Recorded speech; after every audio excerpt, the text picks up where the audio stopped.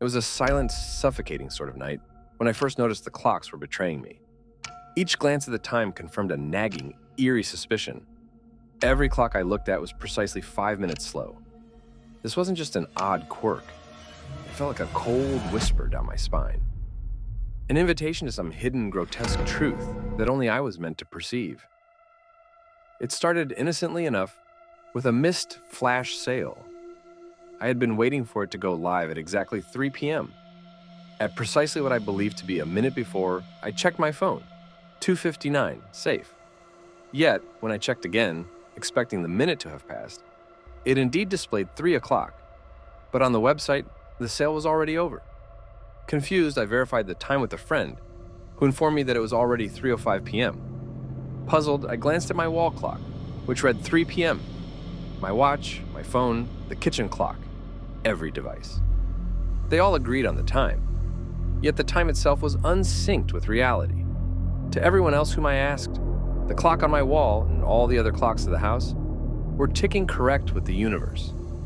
Yet, in my eyes, each ticked slowly, dragging behind the world by those same inexorable 5 minutes. This unsettling discovery consumed my thoughts, infecting my days and invading my nights. I double-checked, triple-checked the clocks, but the anomaly persisted, visible only to my eyes. One frigid evening, as the sky darkened and the house seemed to breathe with a life of its own, its usual creaks and groans sounding almost like hushed whispers. These sounds, hauntingly familiar yet disturbingly foreign, coupled with my obsession, lured me to the basement, a place I avoided, filled with shadows and long-forgotten things. My heart raced as I descended the old, creaking wooden stairs. The air was thick with the must of disuse, and as my feet touched the cold concrete floor, a shiver ran through me, the chill of the underground space wrapped around me, pulling me deeper into its forgotten depths. There, hidden under a dusty tarp, stood an ancient grandfather clock, its presence both majestic and unsettling. It was as though it had always been there, yet I had no memory of it. It was a relic of another era, its face noble yet somber. The hands of the clock were stuck at 12 o'clock, frozen in time. As I approached the clock, drawn irresistibly to its ancient craftsmanship, the room seemed to tighten around me, the shadows stretching unnaturally as if to lean in closer. The silence was oppressive, pregnant with expectation. I reached out, my hand trembling slightly, and the moment my fingers brushed the clock, it shuddered to life.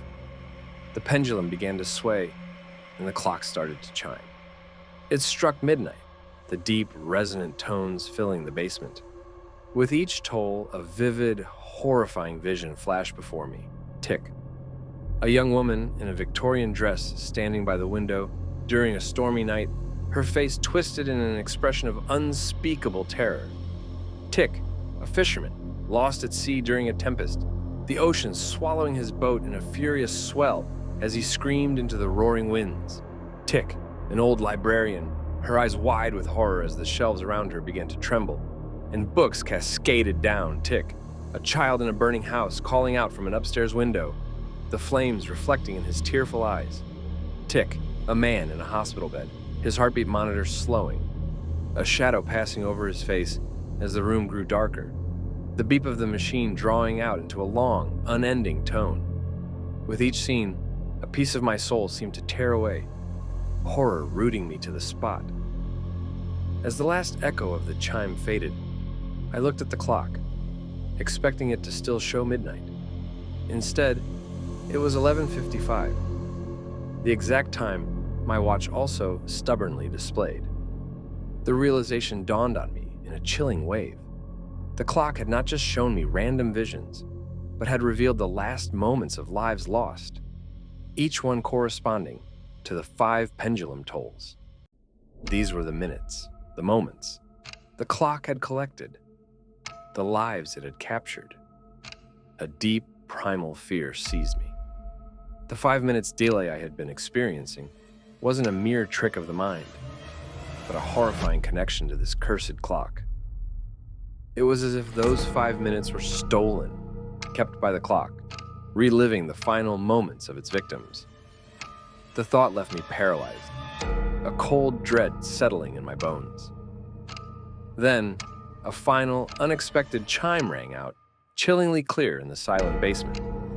I turned slowly to the clock, my heart sinking as I saw the hands tick backward to 11:54. My watch mirrored the time exactly. I understood then, with a horrifying clarity, that I had become part of its collection. The last thing I heard, as the darkness enveloped me, was the soft, relentless ticking of the clock.